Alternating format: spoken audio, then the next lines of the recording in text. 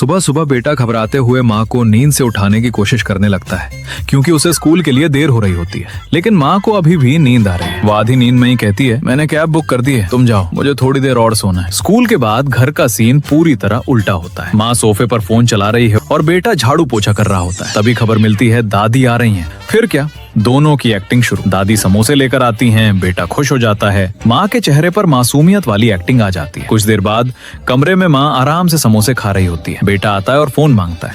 माँ कहती है, अगली बार दादी से मेरे लिए कुछ बड़ा दिलवाना पड़ेगा। बेटा मुस्कुराकर कहता है, ये काम मुझ पर छोड़ दो। ये रिश्ता माँ बेटे से ज्यादा दोस्तों जैसा है। एक दिन एक डिलीवरी बॉय को दादी पकड़ने की कोशिश करने लगती है। उन्हें लगता है कि कोई अजनबी उनके पोते को ले जा रहा है। तभी बच्चे की माँ कहती है, माँ ये डिलीवरी सर्विस है, ये बेटे को स्कूल ले जाने आया है। दादी हैरान होकर कहती हैं, 2003 के बाद वाली पीढ़ी बच्चों को ऐसे पालती है? अगर असली किडनैपर होता तो? और उसी पल दादी ऐलान कर देती हैं, अब मैं बच्चे की देखभाल करूंगी। फिर कुछ दिनों बाद दादी बेटे का रिजल्ट लेकर आती हैं। रिजल्ट पर बड़ा सा 0 लिखा होता है। दादी का चेहरा गुस्से से लाल होता है, लेकिन माँ जोर जोर से हंसने लगती है और कहती है, बेटा तुम्हारी किस्मत तो गजब है, मुझे इसे सोशल मीडिया पर डालना पड़ेगा। दादी को समझ नहीं आता कि ये कैसी माँ है जो ऐसे वक्त पर भी मजाक कर रही है। कुछ समय बाद वही बच्चा 99 नंबर ले आता है। दादी हैरान होकर कहती हैं, बच्चा तो होशियार हो गया, तुमने ये कैसे किया? असल में माँ ने पढ़ाई को दबाव नहीं बल्कि खेल बना दिया था। उसने बेटे की रुचि को समझकर उसे मोटिवेट किया।